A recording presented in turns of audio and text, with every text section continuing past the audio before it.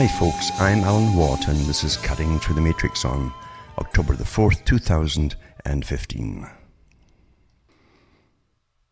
You all know that words are so important. You use them every day.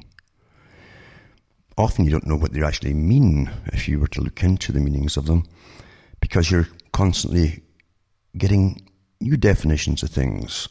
Very old art, that is, create new definitions which would obliterate concepts, basically, of the past, often concise concepts too, by those who wanted to change everything. You find it in Orwell's terminology of 1984, and the linguistic minimalism, as dictionaries became thinner and thinner every year. And the idea was, if you could obliterate words and meanings and so on, you could stop all revolution and terrorism, because they couldn't communicate ideas between each other, and therefore you couldn't teach them why to be upset about things, to even be terrorists, for instance. But Orwell didn't originate that idea, because he watched the communist systems and he was involved in what was at that time the socialist system in Britain, and he'd been well trained, in fact, in his university days, along with many others, to be an activist. And he fought in the Spanish Civil War, and he fought alongside, his group fought alongside the communist ones that were there, and he fell out with them when he realized that it was nothing to do with what he thought communism meant, because it had been preached in a kind of a friendly manner in Britain, you see, and he realized it was an utterly ruthless system.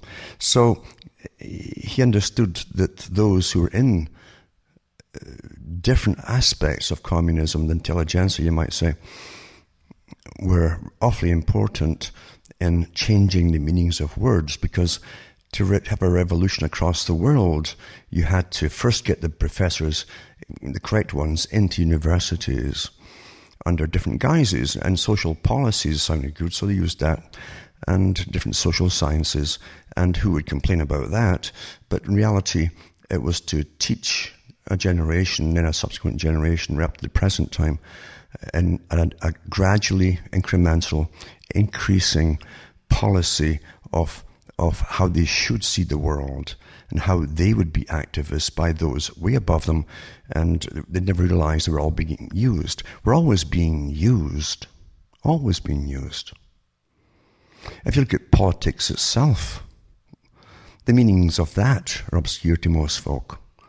If you ask folk for the definition of politics and politic, you get umpteen different answers, you see, because they don't really know what it used to mean.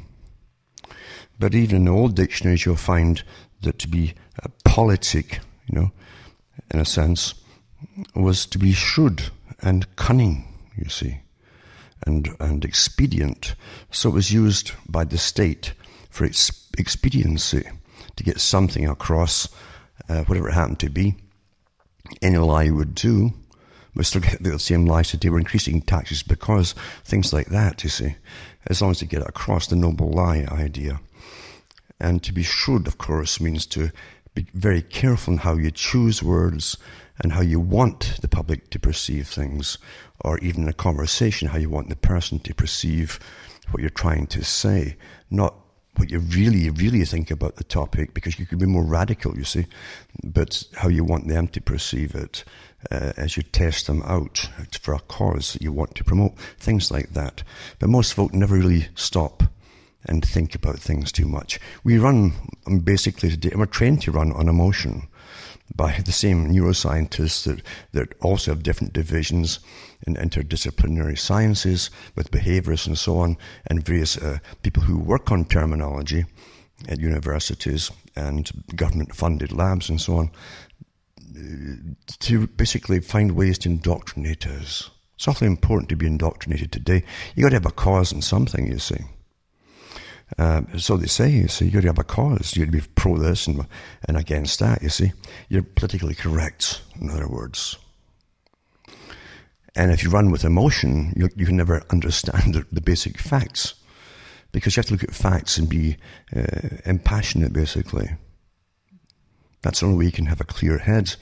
and a clear idea and help yourself to investigate further in all different directions, if you're already biased by emotion, then you can't go into all the different facts, and then you're used. Those who understand the mind, and your governments employ lots and lots of think tanks to do this. All governments do today, because they're all one, really. They're all on board with the same agendas. And you'll find that they all make sure that you're given the correct terminology and the correct, but the novo meaning of what this particular word means today, you see. Although, if you're into courts, the old language still stands because it can't be changed. Lawyers' jobs, really, are to try and get around the meanings of things, but not to change them on the books. I've mentioned many times about the movement that predated Bernays, basically, of a particular type of science, which at the time wasn't really regarded by most folk as a science, but it is a science. It's a science of manipulation to make people do things they hadn't really thought of doing, you see. And Bernays, as you know, is I think wrongly called the father of propaganda. He eventually changed it to public relations. He preferred propaganda himself. And his job was to convince the people to buy things they didn't want to buy. Hadn't thought about it. And to eventually get away from the idea of why you should buy this particular product and give you all the details as to why it's worth this and so on, and sell them the dream concept, the consumer society. Till now you're buying plastic rubbish on everything, and it doesn't last very long, but you're sold the dream. Oh, isn't this fantastic? It doesn't matter what happens, a toothbrush to a vacuum to a vehicle, you see, and nothing's really meant to last. And of course there's a whole science involved in marketing with pushing all of these ideas. Sell the dream. See, remember, our dreams don't last long. You see, they don't last long. And it isn't until the end of the dream, when you try to recall it, it makes no sense to you. You know, the manifest content, latent content and all that. So it's the same with the other stuff you buy. You see it in a spur of the moment. This is going to make you feel happy and blah, blah, and you go and buy the thing. And then as it heats up with the plastic and all that on it, it cracks and yada, yada, yada, out it goes. But that's the way it goes. You see, your soul dreams by those who want to get the cash off you. Bernays hated the masses of people because he knew it was just too easy to manipulate them by using these techniques, you see. And in public relations today, everything comes through public relations companies, from your police department to everything, a way of spinning something in a softer manner and occluding or omitting various words and other parts of the information to make sure you go away with the desired impression of the story that they want you to have. Everything's done that way today, across the board. Whenever you hear or read of an article where they said a spokesman said, this is a public relations officer, someone who's trained to spin, you see, and soften something to the public. Much of this technique was developed during the Cold War by those in the Soviet system, intelligentsia, worked in all departments there, and their counterparts, and often had more in common actually with those in the US, for instance, in universities, etc., of how to shape opinion and alter the culture. Yuri Bezmenov, the ex-KGB guy who defected, has YouTube videos up there where he talks about how in the 70s, when he came over, they were blown away when they realized how effective their cultural change program had worked in the US and the Western countries. You got to remember too that the Soviet doctrine, if you want to call it that, was basically to win and bring in a global system run by experts. The same as the same course we're on today. We're run by experts, to say, you know. who have lots of guesses, which they call theories. And as long as they all vote along with the same theory, that's the law. That's how it works. So the Soviet system would promote all the aberrant things in the Western countries to make them utterly decadent. That was the term they used. And they would say the decadent West. But they made sure that all those things they were promoting didn't happen inside the Soviet Union, because they knew it was a weaponized system of destroying the culture.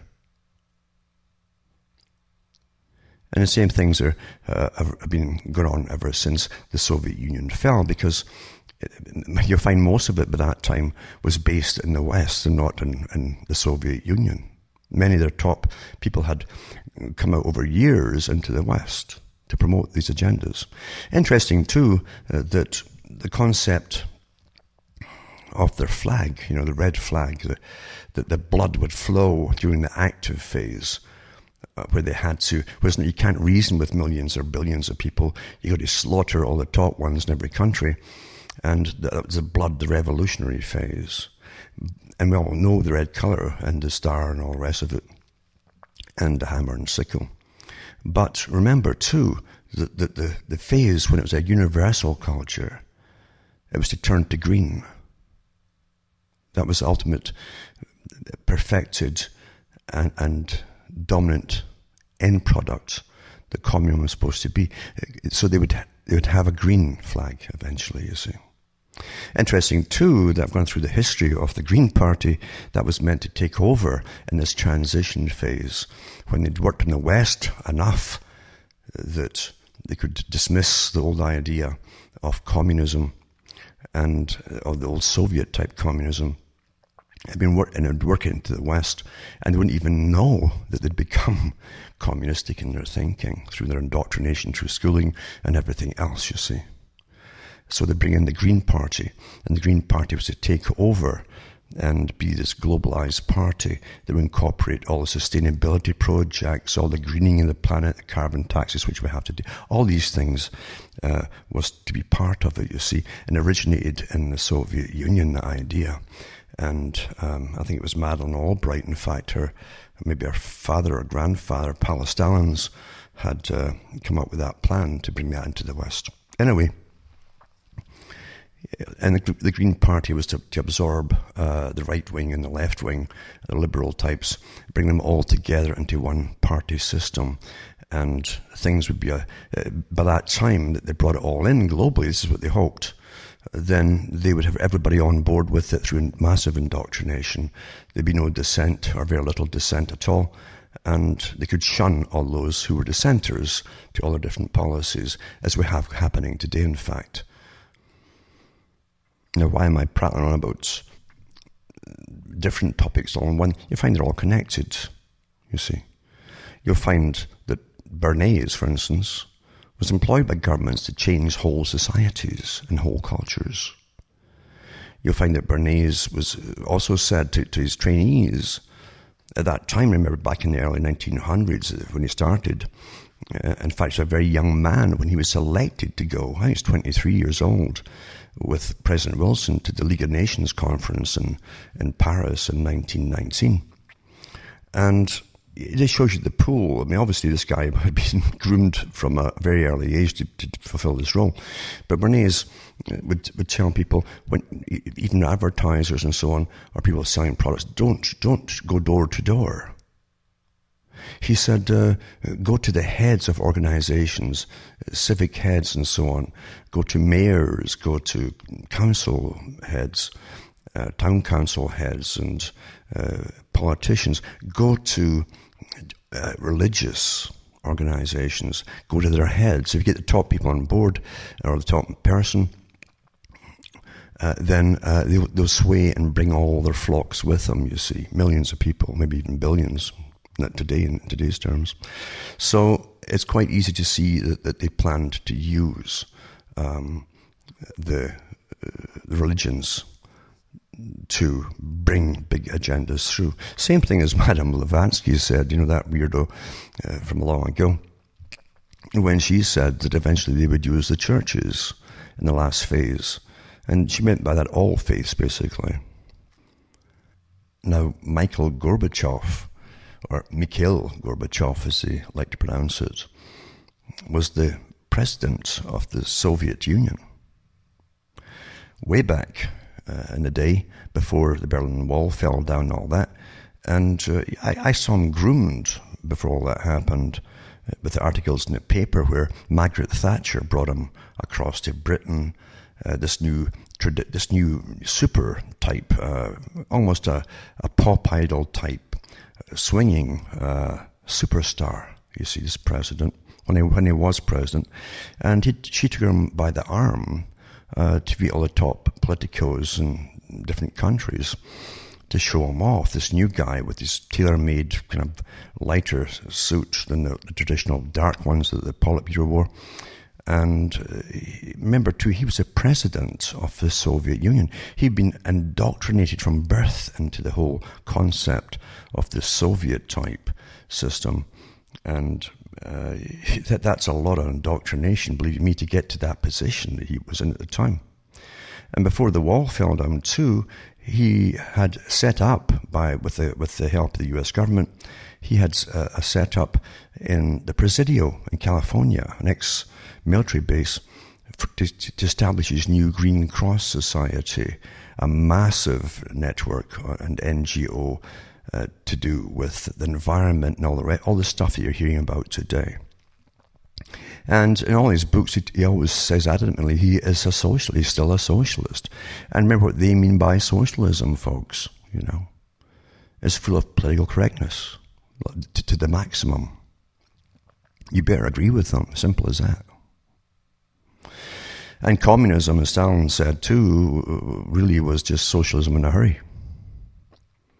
So never take for granted that you think you understand, even you've been through university, the concept of what they're talking about, because to those in the higher echelons of these organizations, they have a different concept of what they're talking about than the one that they give for you to understand.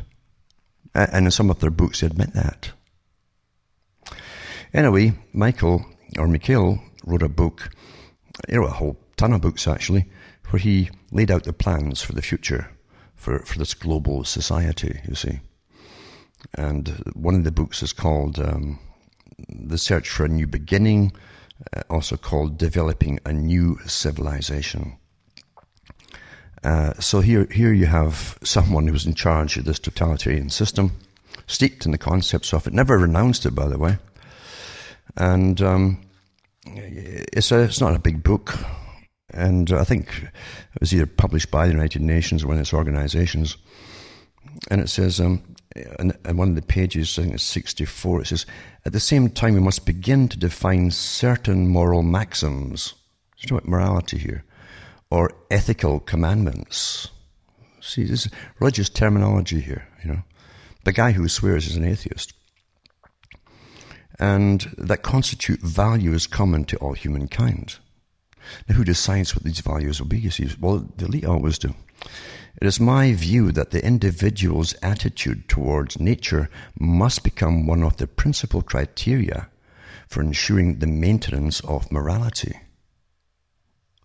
Today, it's not enough to say thou shalt not kill, again, religious terminology, by an atheist. Ecological education implies, above all, respect and love for every living being. Well, no one would disagree with that to an extent, except for some big animals coming to eat you. It is here that ecological culture interfaces with religion, you see. This is a guy who in another book said that he is an atheist. It's a question-answer book, supposedly someone from school children, things like that, where he says in the book he's an atheist. And yet later on he tells you that we must bring in a new system, which is a religion. He says it must be a form of earth worship. It's not the whole greening project, you see, which will run every facet of your life, how you're going to live, everything else. So it's all tied together. You understand this. And this book here, this particular one, I'm reading, as I say, Gorbachev, The Search for a New Beginning, Developing a New Civilization, came out in 1995. We had other ones before that, long before that. So that's just a little bit out of one. And then when you go to another book that he put out, A Road to the Future, it's called. Complete text of December 7th, 1988 United Nations Address. So here's the head of the Soviet Union laying out the whole future for the planet at the United Nations, which is all part of the whole system, you see, for the global society and all that agenda with its thousands and thousands of non-governmental organizations underneath it, all working towards it, and all these activists. And remember, too, that the Soviet Union didn't allow unions inside it, like work unions. Instead, they gave you divisions, basically, of labor with the proper titles. And they also had non-governmental organization spokespeople who would supposedly speak on behalf of these organizations if they need what they needed for their work or all the rest, or anything like that. And these were classed as NGOs, you see. That's the meaning of Soviet, ruled by councils. The only thing is, in the Soviet Union, the head of the NGO was appointed by the Politburo. That's a system we're not just coming into, but across the board, many of your local councils, you have these different eco groups attached to them, and they sit in the boards. You don't elect them, and they decide what you can do and what you can't do in your own property. It's all here, really. Just want to push it to the final phase, and that's what we're living through right now.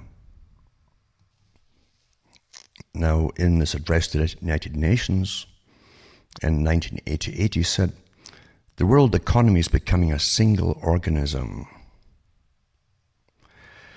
And no state," that's how they address them in the UN, there's no countries, only states, you see, "whatever its social system or economic status can develop normally outside it. This calls for creating a fundamentally new machinery for the functioning of the world economy. A new structure of the international division of labor.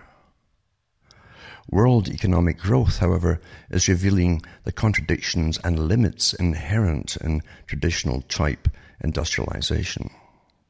Its further extension and intensification are leading to an environmental catastrophe. But there are still many countries without sufficiently developed industries, and some have not yet moved beyond the pre-industrial stage. One of the major problems is whether their economic growth will follow the old technological patterns or will be able to join in the search for ecologically clean means of production." These are all the terms that you've been hearing for years and years now, and speeding up and more incessantly, to do with sustainable development goals. And I've just had the meeting, of course, at the United Nations again, the big one, and all your leaders were there signing away your rights and so on, and how much you're going to pay, carbon taxes, all that kind of stuff. This is to do with population control, everything, folks. Everything. To do with if you can breed or not to breed, that's all part of sustainable development. Remember, under this whole new system, experts and scientists are supposed to rule our lives, and nothing in human nature can keep human nature from what they call science. All facts will be distorted for political agendas. They always are. On page 14 of this book, remember to it's his speech, a complete text of the United Nations Address, 1988. He said, "The greatest philosophers sought to grasp the laws of social development and find an answer to the main question." Now, this ties in with neuroscience, behaviorism, and all the rest of the things that have been pushed and are helping to manipulate all our lives. This is how to make human life happy, right? So it's up to government to make us happy, is it? Generally, just make us sad. But anyway, it says, how to make human life happy, fair, and safe. Well, to be safe, you see, the government must know everything you're doing all the time. Total information network and observation, etc., etc. And then they can intervene before you have a bad thought. Or if you have a bad thought and you've typed something you shouldn't have said, or it's a quip or whatever, they've got to tell you this is wrong and not nice. And they've got to reprimand you or else. That kind of stuff. You're finding it on the internet nowadays. And it says, two great revolutions. The French Revolution of 1789, when they slaughtered all intelligentsia and all that. And it's the same thing in the Soviet Union, right? And it says, and the Russian Revolution of 1917, that was the Bolshevik Revolution, exerted a powerful impact on the very nature of history and radically changed the course of world developments. Both of these revolutions, each in its own way, gave a tremendous impetus to human progress. Again, they have their own definition of what they mean by progress. You better find that out, folks. To large extents, they shaped a way of thinking that is still prevalent in social consciousness. It's a most precious, and here's a term again, spiritual heritage. Again, from an atheist. And you'll find that the Sustainable Development Goals and the different, even prayers at the United Nations for this stuff, to the great whatever, Gaia, you name it, they talk about shaping the spiritual future of the world. Interesting how they use that, you see.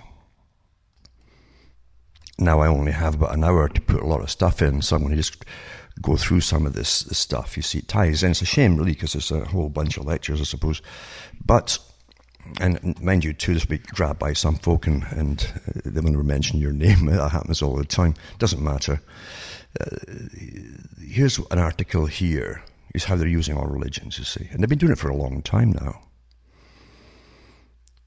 Well, I shall start with this one here, and it's, I've mentioned before, go into the cuttingthroughthematrix.com website, go into the archive section, and you'll find my talks on the World Council of Churches, and how, once again, a big foundation, Rockefeller Foundation, set it up with themselves at the head and so on, to bring the churches together, the different denominations, all that kind of thing. And now, of course, they print a lot of their books for them, and their pastors and everybody else read the books, and they teach it to their flocks, and it gets them all. You must always standardize things, standardize all thoughts, but it must be your thoughts, you see, if you want to manipulate everyone. And it's done so cleverly with think tanks that folk don't know. Anyway, the World Council of Churches, it says, is a worldwide inter-church organization founded in 1948. Its members today include the Anglican Communion, the Syrian Church of the East, and almost all the jurisdiction of the Eastern Orthodox Church, the Old Catholic Church, the Oriental Orthodox Churches, most mainline Protestant churches such as the Lutheran, Mennonite, Methodist, Moravian, and Reformed, and some evangelical Protestant churches such as the Baptist and Pentecostal. Notably, the Roman Catholic Church is not a member, although it sends accredited observers to meetings. The World Council of Churches arose out of the ecumenical movement and has its basis in the following statement. The World Council of Churches is a fellowship of churches which confess the Lord Jesus Christ as God and Saviour according to the Scriptures, and therefore seek to fulfill together the common calling to the glory of the one God, Father, Son, and Holy Spirit. And it says here that it's based at the Ecumenical Centre in Geneva, Switzerland, in that famous place the United Nations loves. The organization's members include denominations which claim to collectively represent some 590 million people across the world in about 150 countries, including 520,000 local congregations served by 493,000 pastors and priests, in addition to elders, teachers, members of the parish councils, and others. And it goes on about the history of it, etc. And all these topics, I put the links up tonight for those who want to follow it. And it goes through the history of it, saying that it met with initial success in the late 19th and early 20th centuries, including the Edinburgh Missionary Conference of 1910, chaired by the future World Council of Churches Honorary President John R. Mott, and in 1920 the Ecumenical Patriarch of the Eastern Orthodox Church, Germanus V of Constantinople, etc., etc. But it goes on about the Rockefellers' involvement in it. And I think Rockefeller was the first major head of the US delegation. So anyway, I'll put that up to show you how it's used. If you're in a church today that's PC, political correct, then you'll be a member of it, whether you know it or not. And your pastor will know, mind you, but you won't, perhaps. It's very similar to when George Bush Jr. Sent for all the top pastors that could influence people in the US, and they even offered them money, etc. Because all these churches are always looking for money for bigger churches and all that, and bigger mortgages and yada yada yada. And if they bring their flock on board with the war agenda in the Middle East. Anyway, same thing with this too, you see. Again, Bernays, why have to go door to door to create something when it's already done for you? Just go for the top guys, get them on board with you, and the flocks follow. Here's an article here, because we've heard all the Catholic bashing, you see, but they aren't the only ones that were taken over, you see. And it says here, this is to do with Yale Climate Connections, is called. And it says, Baptists and climate change, sees on climate and major religions. And this was put out in 2012. There's much earlier ones too you can find. And it says America's roughly 52 million Baptists hold a wide range of views on environment, and for many of them, Scripture is the key to their attitudes towards climate change. Remember, the old Soviet system too, to change the West. Because nothing is thrown out when you think, the walls came down, everything got thrown. Not all that science, knowledge, and behaviorism techniques and so on are used, believe you me. And it says here, as the key to their attitudes towards climate change, you see. So they use the Scripture. And remember, the Scripture is full of contradictions, depends what translation you're reading, and you'll find what country of origin and so on that they come from. But it says, when God created the first man and woman and blessed them and so on, Genesis teaches delivered instructions that would resonate for millennia. Fill the earth and subdue it, he says. And subdue the birds in the sky and every other living creature that moves in the ground. In 2007, the Southern Baptist Convention drew on this passage in a resolution on global warming, declaring that Christians should exercise dominion over the earth and the US government should reject mandatory cuts in greenhouse gas emissions. You know, that trace gases that they're always harp on about. But some have found inspiration in another verse. So you always find, you can always go and find something to contradict it. Genesis 2:15, which says that Adam's purpose in the Garden of Eden was to work it and take care of it. To many Baptists, it suggests that people should develop a benevolent relationship with nature. You see. And it goes on and on and on. And contradictions in dominance and stewardship. And they go into the different diverse Baptist views and all that. But they've got them on board, basically. And it says, on a recent Sunday morning at Binkley Baptist Church in Chapel Hill, North Carolina, the choir opened worship with a rendition of Morning Has Broken, a hymn set to a Gaelic melody that exults in the dawning of a new day. It says, Binkley, an American Baptist church, participated in March 4th in the preaching, they call it, like 11, a preaching on global warming. I'll put these links up too. It's on the article. I'll put up, all the links are there on this particular one. Then it goes on to this one. A Southern Baptist Declaration on the Environment and Climate Change. And I'll tell you, if you have a different opinion on anything, you're going to have it changed for you because you're targeted and they'll change it. It's just too easy to change people's minds on things now. By repetition, remember, basic repetition. A Southern Baptist Declaration on the Environment and Climate Change.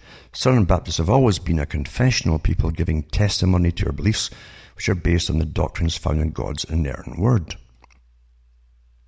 The Holy Bible, as the dawning of New Ages has produced substantial challenges requiring a special word, Southern Baptist churches associated with and general bodies have often found it necessary to make declarations in order to define, express, and defend beliefs.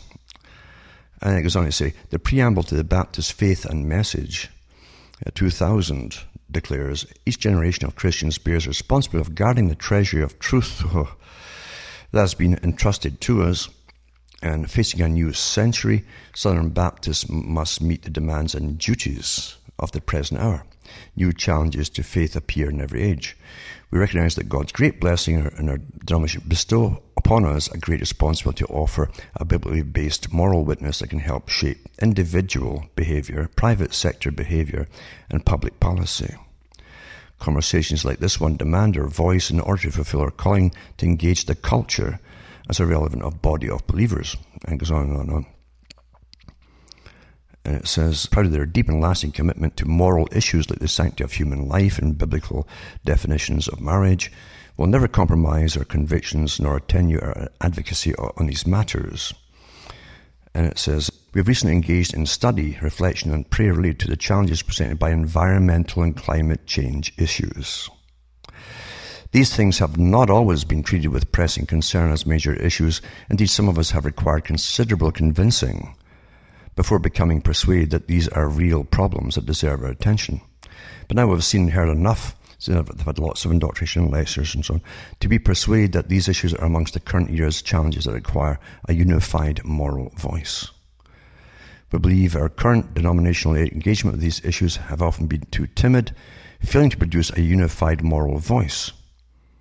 Our cautious response to these issues in the face of mounting evidence may be seen by the world as uncaring, reckless, and ill-informed. Now, if you're just following Christianity, why do you care what the world would say? But as Mass, it says we can do better to abandon these issues to the secular world as to shirk from our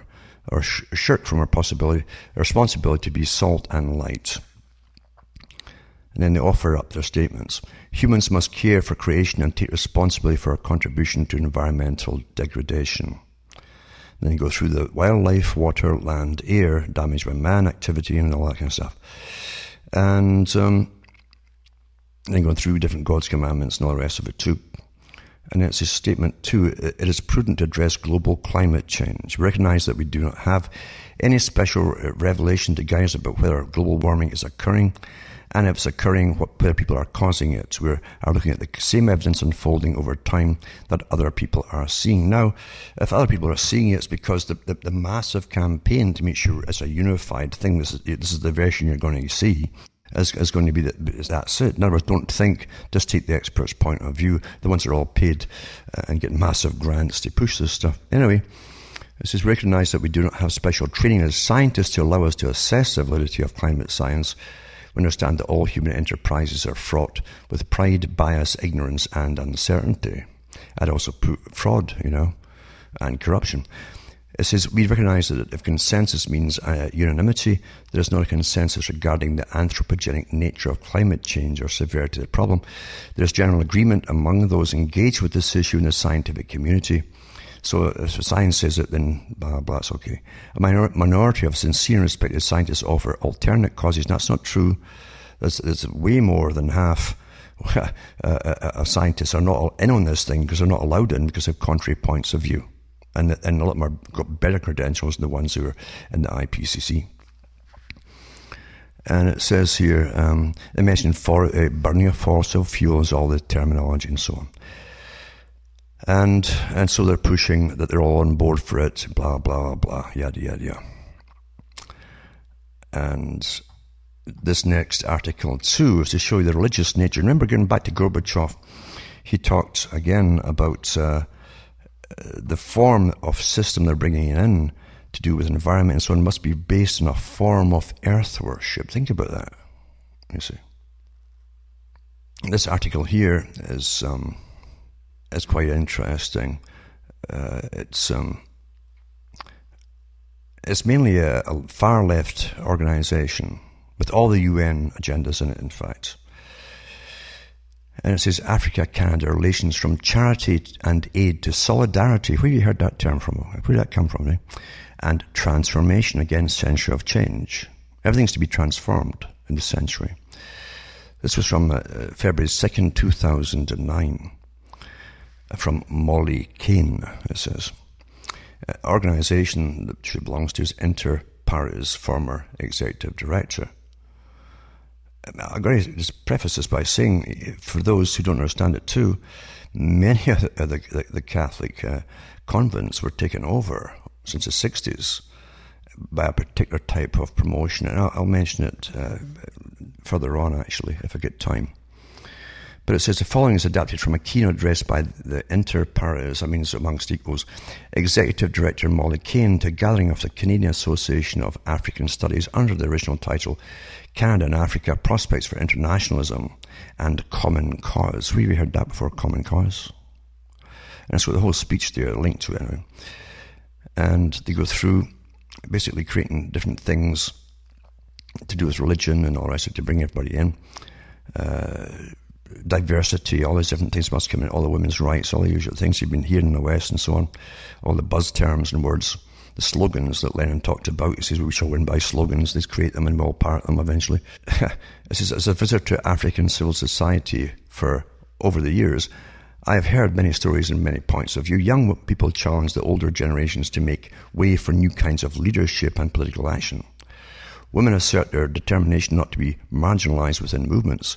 Farmers criticize the non-governmental organizations and academics for appropriating their struggles and their voices. People discuss human rights, the World Trade Organization, debt cancellation, women's rights, peace building and democratization, but rarely do I hear anyone say that Africa needs more aid. Neither does anyone say that Africa does not require aid. The subject just doesn't come up when Africa's strategic development interests are being discussed. And it goes on and on about it, and so on. But this it's interesting to see all the different organizations that are involved in it. And it's all from basically UN ones, the proper UN ones, you might say. And again, inter pares, it says, our mission, we're dedicated to empowering people in Canada around the world to be at the center of their own development and to assert their own agency by supporting the work of our counterparts, and a list of them there too, a link of them to them. We help communities confront injustice, implement locally adapted solutions. Remember, act local, think global, and all that kind of stuff. Spark innovative initiatives and occupy the political space that belongs to them. We're also committed to engaging Canadians in the struggle for justice and equality that people face around the world and to offer ways to take action. And this is, we put equality into practice as the key component for creating a better world. We work in solidarity as citizens from around the world connect for a common cause. We support women's leadership because women occupy a central and crucial role in societies, though they're often marginalized. We foster participation since people and communities need to actively participate in creating solutions to the poverty and injustice that affects them. We promote sustainability, there you go again, to help communities become self-sufficient and environmentally and financially sound. That involves the World Bank, the central banks, and Bank for International Settlements, all this stuff for money. And again, they have this environmental soundness and all the rest of it too. So sustainable development is what they're actually saying here. Good site though. And here's an article here, which is quite interesting too.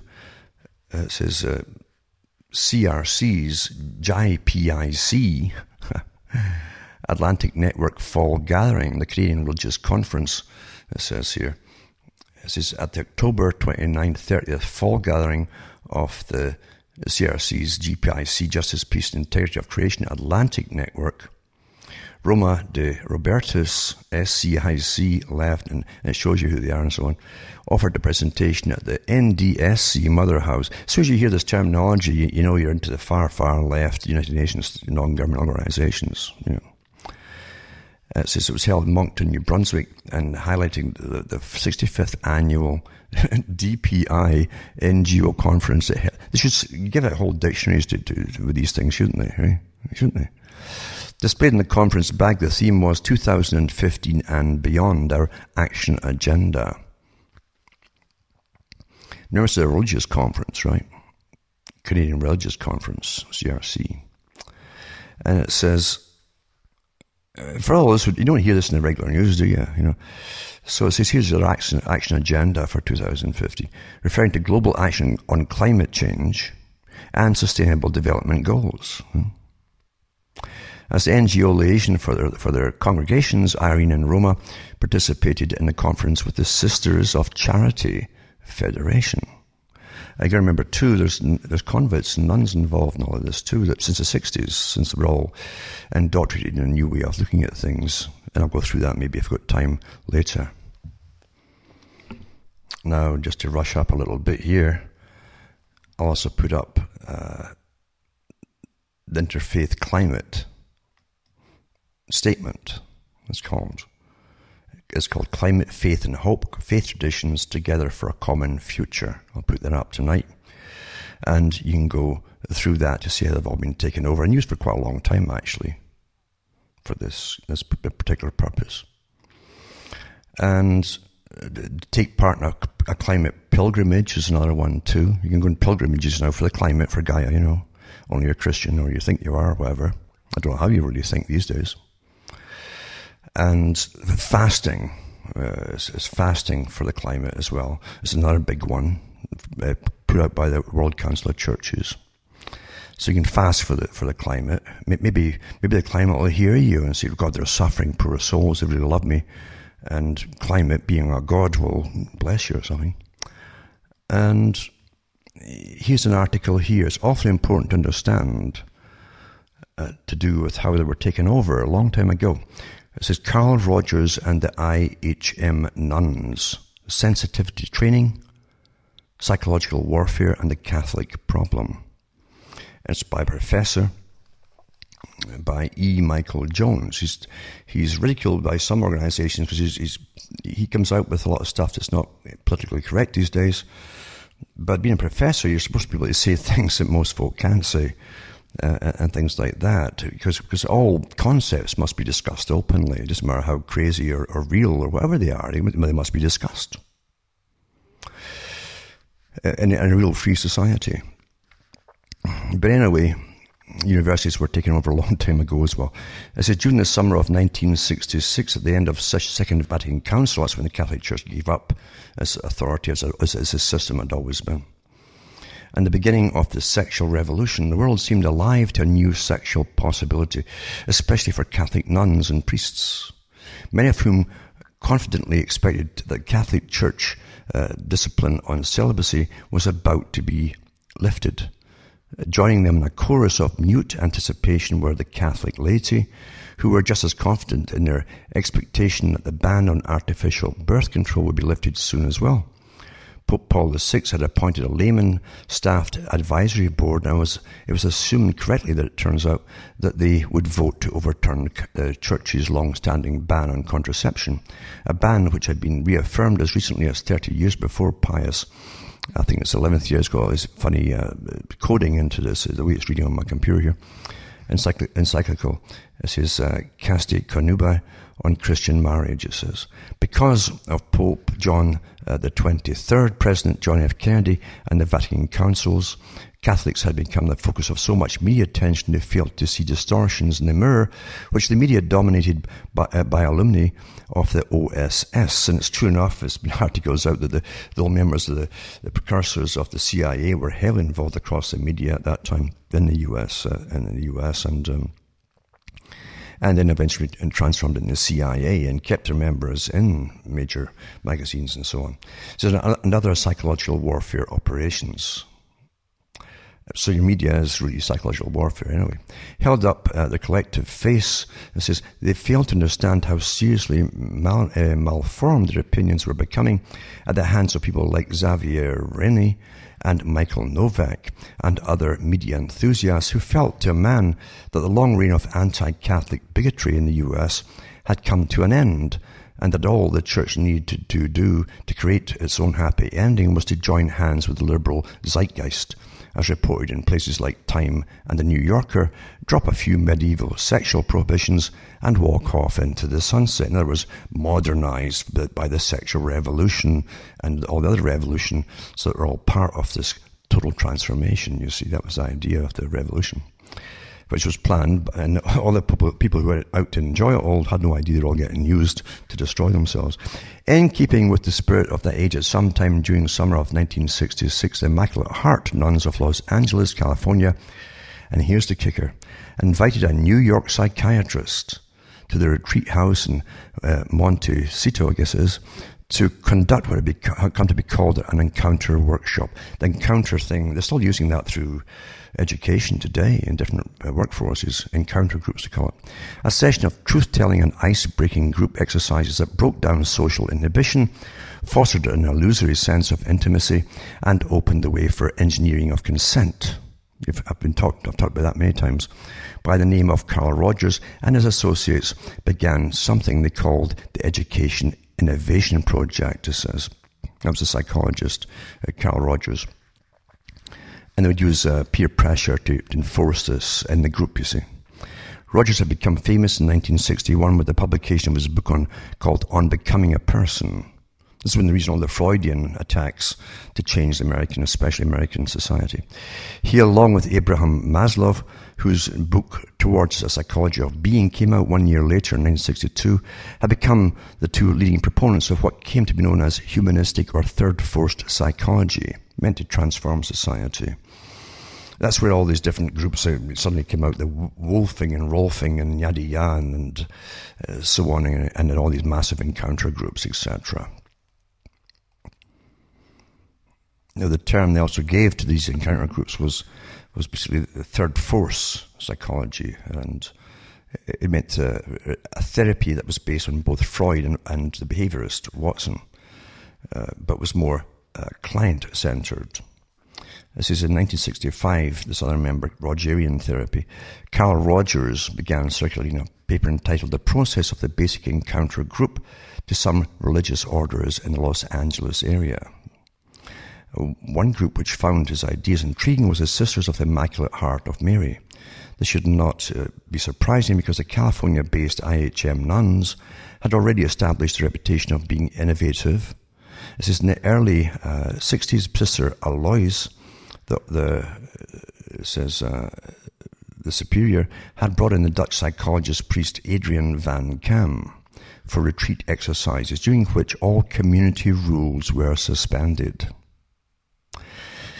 This is the results of this sort of innovation were predictable. After allowing the psychologists in, the nuns became aware of how dictatorial superiors were, and in turn found how dependent, submissive, and helpless nuns were when it came to working with the outside world.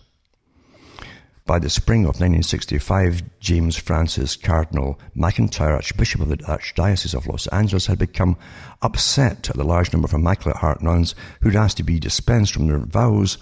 Large, as his time would show, was a relative term in this respect. Soon the number of nuns asking to be laicized would turn into a flood, and the sensitivity training which Carl Rogers would unleash in the order under the auspices of the Education Innovation Project, that's what they called it, would play a major... They're always using doublespeak and Orwell terminology to hide something. Would play a major role in their leaving. By the time the experiment was over, the order would cease to exist, leaving subsequent generations to puzzle over an incident which had become a classic instance of renewal gone wrong in the aftermath of Vatican II. It's because they're all becoming new and scientific and trendy and get in touch with your feelings and all that stuff, you see. And I mentioned, again, into my archive section at cuttingthroughthematrix.com, I gave a talk on another group of nuns that they brought in the Esalen Institute, another group who were doing the same kind of therapy. And within a few hours, they had the nuns stripping off and having a lesbian relationship with each other. And then they all left too. So anyway, you can't believe, if you allow your brain to be taken over by professionals who know how to manipulate it, they're taught, and to, again, weaponize psychology, they can really screw you up, folks, believe you me. It's not some mild thing that's often taught about. This is a massively well understood technique. Anyway, it says, in mixed intensive workshops, positive and warm, loving feelings frequently develop between members of the encounter group, and naturally enough, these feelings sometimes occur between men and women. Inevitably, some of these feelings have a sexual component, and this can be a matter of great concern to the participants and a profound threat to their spouses. It goes through it's a great history, actually, it gives you on this. It says, right around the time that Rogers was circulating involvement in the basic encounter, a draft of a paper published 2 years earlier as the called The Process of the Basic Encounter Group among the Immaculate Heart Nuns in 1965, the Vatican Council came to a close.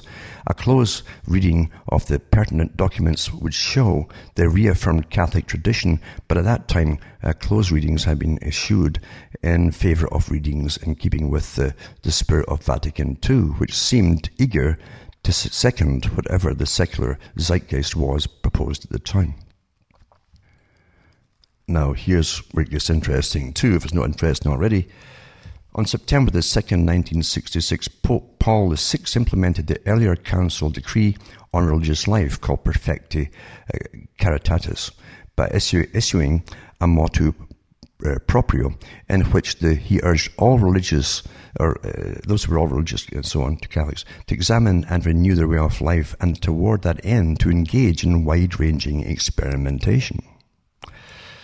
You think it's just recently the Vatican's been taken over.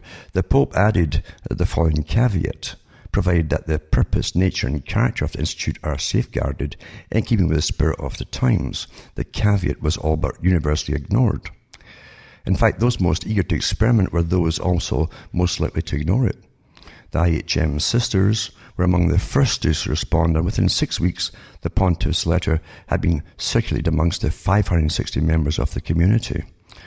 A number of the commissions were appointed to study carefully all aspects of the religious commitment. Religious orders like the Immaculate Heart Nuns, already bigger than they had ever been in their history of their existence, now seemed on the verge of even greater accomplishments as they renewed themselves by getting rid of outmoded forms of dress and behaviour. Now the same baby boom which their schools had educated was providing vocations to staff the order. A generation of demographic increase was beginning to pay off. One member of the generation who had decided to become an Immaculate Heart nun was Gian Cordova. Cordova graduated from high school in the spring of 1966, and on sunny December the 6th, 1966, she and 4 of her 9 brothers and sisters drove up to the novitiate in Santa Barbara, where she was to begin her life as a nun. She was through the whole process of what happened. She was then relocated to downtown Los Angeles, near Skid Row, and then encountering groups and all the rest of it. And I think she really, changed her, she had a propensity for a particular type of sex or whatever, eventually, things like that, But this is an awfully good article. It's pretty lengthy, and you should read it, and how the sensitivity training literally demolished what was often Catholicism, and then use the same members throughout their lives to be, again, activists for this whole massive transformation agenda across the world, basically. You see, you understand, people who are dedicated to something, who are more active, dedicated, are great members if you can convert them, because they'll put the same dedication into the new cause. They're looking for a cause. It's well understood at the top as well by those who know how to manipulate us, basically. It's child's play. If you give your head away to someone else, he's going to tamper with it. He or she will tamper with it. You got to keep your own mind. That's the world we live in, folks. It's pretty dangerous, isn't it? I said years ago, the hardest thing ever would be hold on to your sanity as we go through this big transformation. This is a century of change, which is all going to be accomplished. And you could be on board with it and give you permission, you see. And most of you will, actually. If you've not already done it, you probably have in many ways too, without even knowing it. Remember, folks, too, to buy the books and disc at cuttingthroughmatrix.com, or you can donate to me, and how we do it's all there. Helps me maybe tick along, because whatever I put out here is copied by lots and lots of people who never mention me. But that's the way it is, isn't it? So from Hamish and myself from Ontario, Canada, where the winter's already here, it's down to about freezing every night almost. It's good night to me. God or your gods go with you.